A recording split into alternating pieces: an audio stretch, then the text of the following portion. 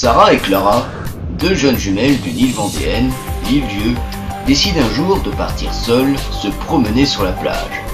Leurs parents étaient loin de se douter que ce serait la dernière fois qu'ils les verraient.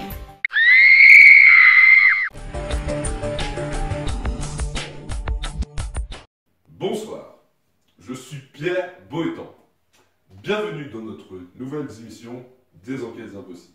Ce soir, nous avons tenté d'élucider une des enquêtes les plus saugrenues et sordides que la France ait connues ces dernières années. 14 février 2019, jour de Saint-Valentin, a eu lieu un immonde double meurtre de deux jumelles, Sarah et Clara, qui se rejoignèrent sur une plage. Malheureusement, elles n'en reviendront jamais.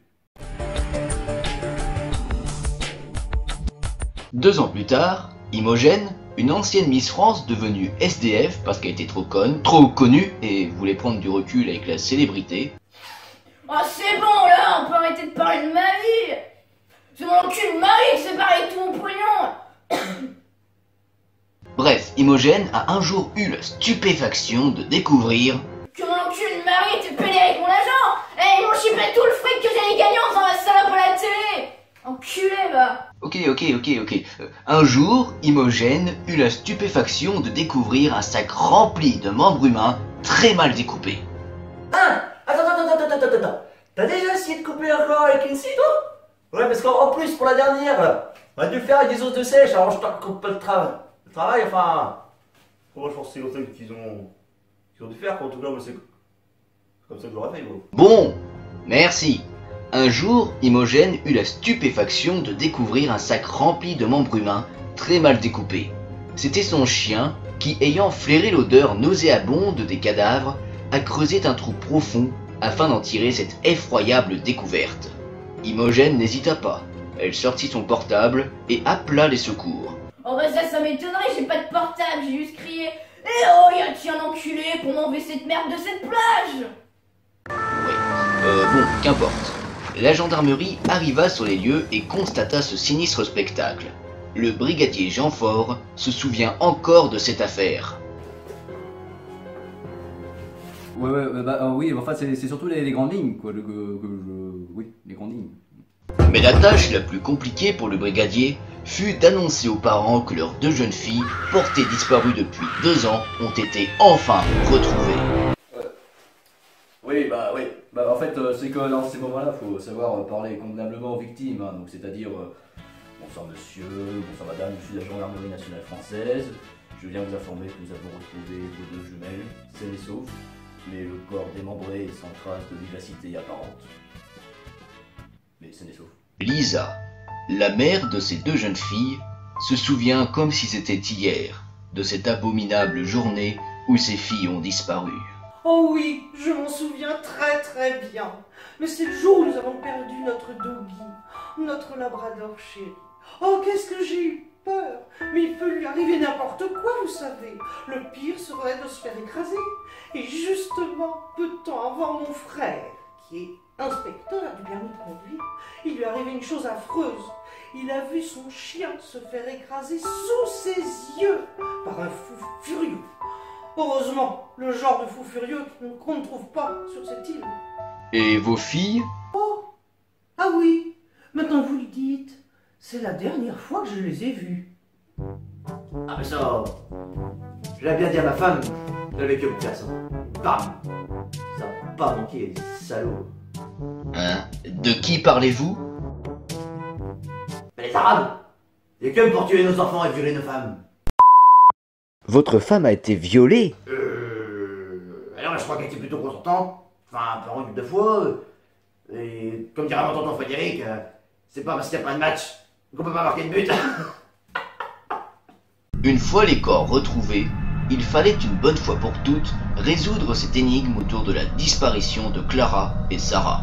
Mais qui pouvait avoir commis des actes aussi effroyables? Mais je vous ai dit, c'est les Arabes. Georges Brassens chantait qu'il souhaitait être enterré à la plage de Sète. Il est bien évident que les jeunes filles ne voulaient pas connaître le triste sort de cette chanson. Mais ce qui est le plus perturbant, c'est l'atroce mort dont elles ont été coupables. L'une fut découpée en morceaux, et l'autre sa tête écrasée contre un rocher et son corps démembré. Mais qui peut commettre de tels actes? D'après les enquêteurs, il fut évident que cet acte soit celui d'un psychopathe ou d'un dégénéré mental. J'ai été suspecté car on a vu ma voiture partir en direction de la pointe du but, ce qui est totalement compréhensible. Mais en réalité, je partais tous les matins sur la côte sauvage afin de m'entraîner pour le plus grand Ironman du monde. 3 km 8 de natation, 180 km de cyclisme et 42 km de course à pied. En fin de compte, pour finir, je suis totalement innocent. Je ne risque rien. Bertrand ne fut pas le seul interrogé par les deux enquêteurs. Deux autres personnes étaient présentes dans la voiture. Ah ouais, non, moi je connaissais pas, hein. Enfin, franchement, je veux dire, j'ai rien fait, moi je suis pour rien, hein. J'ai rien fait, moi.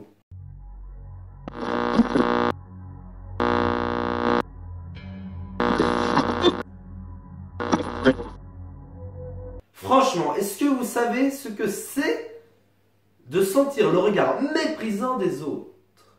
C'est horrible! Ils ont violé mon intimité. On y était pour rien, on n'avait rien fait. Et pourtant, c'était nous les meurtriers, nous les monstres.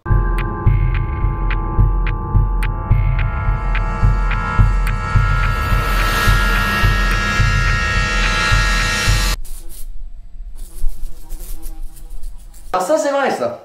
Simplement parce que j'avais du sang sur le t-shirt, j'étais un suspect potentiel. Alors moi, heureusement que j'ai brûlé avant que la gendarmerie arrive, hein. Sinon je ne raconte pas la comédie que ça aurait été. Oui, on a trouvé la DNA sur le t-shirt, vous avez découpé le cleansing, vous avez jeté à la déchetterie avant qu'on arrive, on vous arrête, vous êtes des monstres. Je ne suis pas un monstre. Hitler était un monstre. Kadhafi était un monstre. Kim Jong-un était un monstre. Ma prof d'anglais était un monstre. Mais moi, je ne suis pas un monstre. Toutes ces personnes étaient humaines, et pourtant c'était aussi des monstres. Non. Oh. Mais si. Mais oui, c'était des reptiliens. Mais les jeunes filles ont été tuées par des reptiliens. La vérité était dans vos yeux, mes frères. Les Arabes seraient donc des reptiliens. Ça colle pas, c'est les Arabes. Les gendarmes n'étaient pas les seuls à enquêter sur l'assassinat de Clara et Sarah. Lisa était elle aussi très engagée dans cette enquête. Oui, c'est normal. Je voulais savoir qui avait osé jeter un sac poubelle sur la plage. Mais vous ne vous rendez pas compte, les tonnes et les tonnes de plastique qu'il y a dans les océans. Et bien sûr, ce sont toutes ces malheureuses tortues qui les ingèrent. Oh, bravo, il faut être fou allié pour faire une chose pareille. Parallèlement, les enquêteurs progressent, et à force de persévérance, ils finissent par trouver un élément capital. Ah bah oui, ça nous a vachement aidé de trouver ce... Enfin, l'indice là. Des traces de roues ont été retrouvées proches de la zone où ont été enterrées les sœurs jumelles.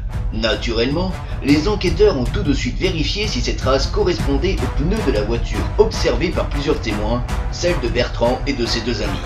Et puis, heureusement qu'on a pensé à changer les roues avant, après, avant, oui, parce qu'elles étaient crevées.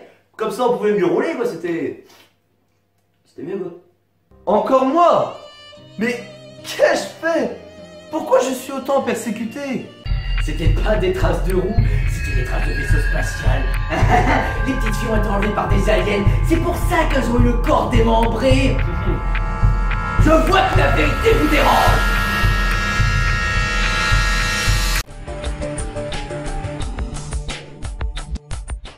L'enquête fatigue.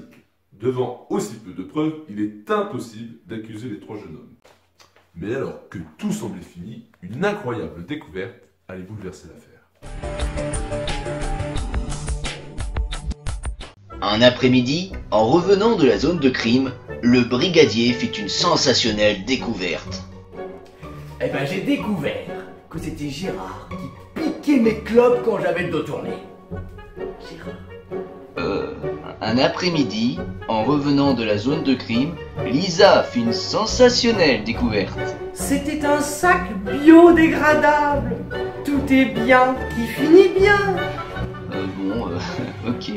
On va écouter les hypothèses de tout le monde. Ah ben ça paraît plus qu'évident que c'est les Arabes. Bah, je vous l'ai dit, c'est Gérard qui piquait mes clopes quand j'avais le dos tourné. C'était un sac en pommes de terre. Ah mais de toute façon, moi je n'ai rien fait, hein. Vous avez aucune preuve sur moi. Ouais. Mais arrêtez de vous acharner sur moi, laissez-moi refaire ma vie.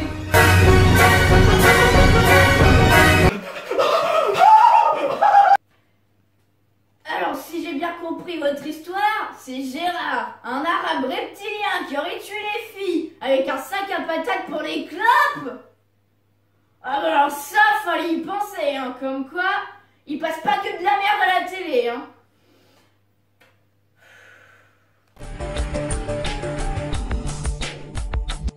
Ici s'achève cette histoire qui restera malheureusement sans réponse. Mais il n'est pas impossible qu'un jour on se rende compte que le ou les meurtriers étaient devant nous depuis le début. Comment ça, devant nos yeux depuis le début?